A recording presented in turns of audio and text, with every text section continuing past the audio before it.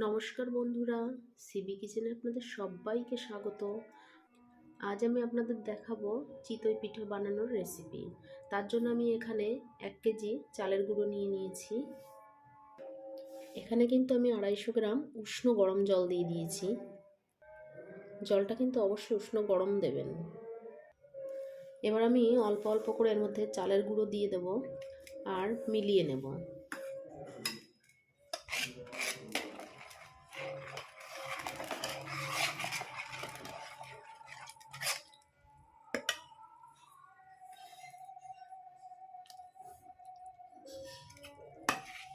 জল কিন্তু আমি পাশে রেখে দিয়েছি, দরকার পড়লে আমি জলটা পরে অ্যাড করে নেব। আমি কিন্তু এখানে হাফ লিটার জল গরম করে রেখেছি। আমি এবার অল্প অল্প করে এর সঙ্গে অ্যাড করছি।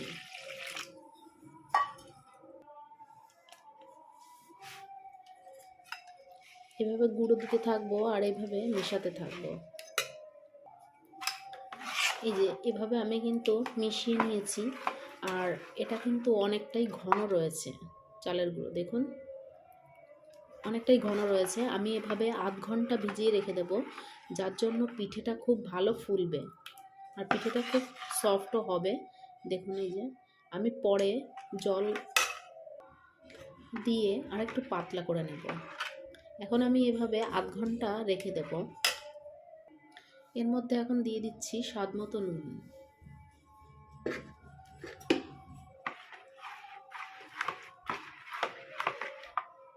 ভালোভাবে মিশিয়ে নিলাম। এবার আমি ঢাকা দিয়ে আধ ঘন্টার জন্য এভাবে রেখে দেব।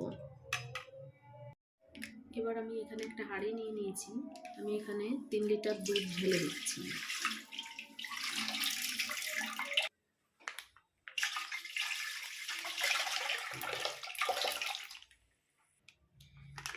এইভাবে 3 লিটার দুধই আমি এই হাঁড়ির মধ্যে ঢেলে দেব। আমি 6 প্যাকেট দুধই আমি হাঁড়ির মধ্যে ঢেলে দিয়েছি, আর এখানে আমি হাফ লিটার জল দিয়ে দিচ্ছি সাথে। এবার আমি দুধটা ফুটিয়ে নেব। দুধটা কিন্তু আমি গ্যাসেই ফুটিয়ে নিচ্ছি। পিঠাটা কিন্তু আমি কাঠের উনুনে বানানো দেখাবো। দুধ কিন্তু ফুটে উঠেছে,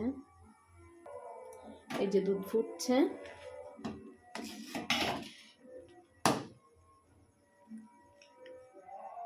এভাবে আমি 5 থেকে 6 মিনিট দুধটা ভালো করে ফুটিয়ে নেব। দুধ কিন্তু খুব ভালো করে ফুটে উঠেছে, আর আমি এখন দিয়ে দিচ্ছি এর মধ্যে 1 বাটি চিনি।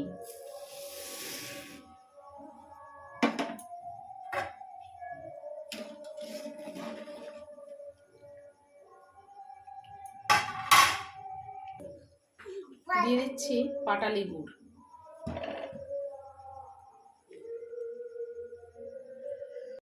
আধ ঘন্টা হয়ে গিয়েছে। আমি এর মধ্যে আবার উষ্ণ গরম জল অ্যাড করছি।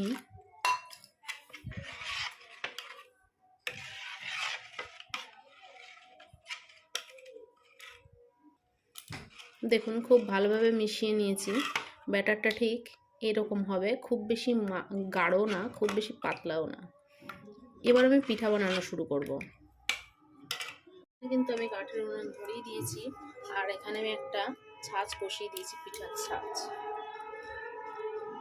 তো এবার ছাঁচটা যাতে ফেটে না যায়, তার জন্য আমি একটা টিপস শেয়ার করছি।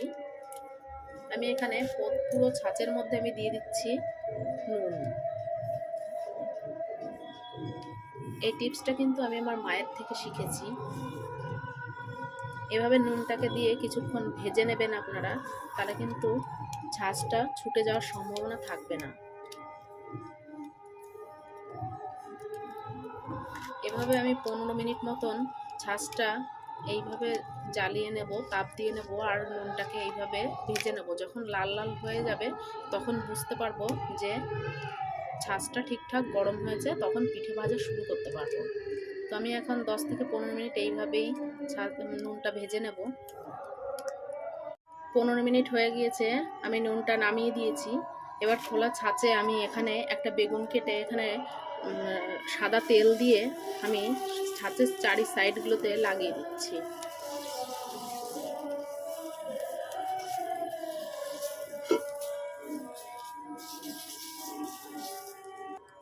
যাতে পিঠাগুলো খুব সহজেই উঠে যায়। তেল মাখিয়ে নিয়েছি। এবার গুলে রাখা চালের গুঁড়োটা আমি এক এক করে দিয়ে দিচ্ছি ছাঁচের মধ্যে।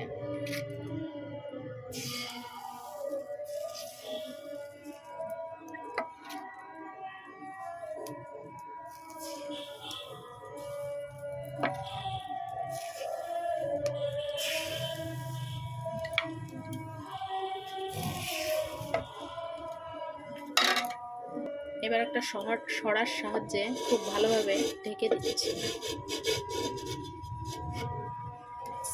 10 মিনিট এভাবে জাল দিতে থাকবো।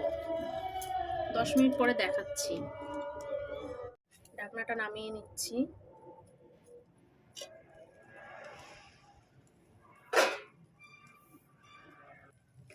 দেখুন ঢাকনাটা নামিয়ে নিয়েছি, পিঠাগুলো কত সুন্দর ফুলেছে। আমি এবার একটা চাকুর সাহায্যে পিঠাগুলোকে তুলে নিচ্ছি।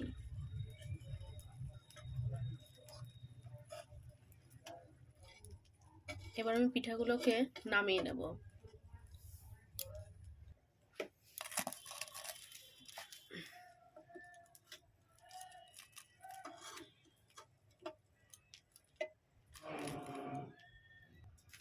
ছাঁচটাকে ভালো করে পরিষ্কার করে নিয়েছি দেখুন, যাতে পিঠেটা খুব ভালোভাবে উঠে যায়। এবার আমি এক এক করে আবার ছাঁচের মধ্যে চালের গুঁড়ো দিয়ে দিচ্ছি।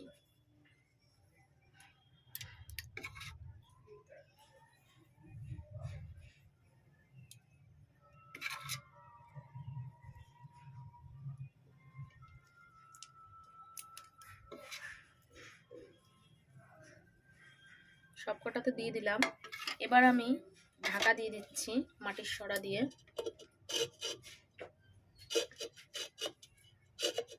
ঢাকনাটা নামিয়ে নিচ্ছি। দেখুন কত সুন্দর ফুলেছে পিঠাগুলো। আমি এক এক করে সব পিঠাগুলো তুলে নিচ্ছি, নামিয়ে নিচ্ছি এক এক করে। এই একইভাবে কিন্তু আমি সব পিঠাগুলোকে বানিয়ে নেব। আর এবার আমি দেখাবো হাঁড়ির মধ্যে ভিজিয়ে দেওয়াটা। আমি ছাঁচটাকে আবার ভালোভাবে পরিষ্কার করে নিয়েছি। আবার আমি দিয়ে দিচ্ছি এক এক করে। সবকটাতে দিয়ে দিলাম। এবার আমি ঢাকা দিয়ে দেব।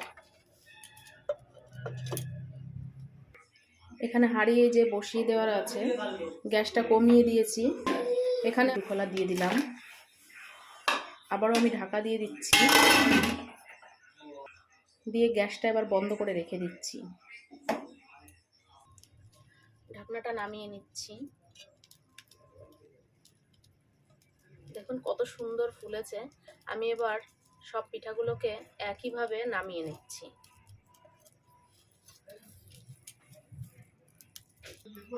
দিয়ে দিচ্ছি সব। আমি কিন্তু সব পিঠাই বানানো কমপ্লিট হয়ে গিয়েছে। এইভাবে পুরো রাতটার জন্যই আমি এইভাবে রেখে দেব, দিয়ে সকালবেলায় আপনাদের সঙ্গে শেয়ার করব পিঠাগুলো কেমন ফুললো।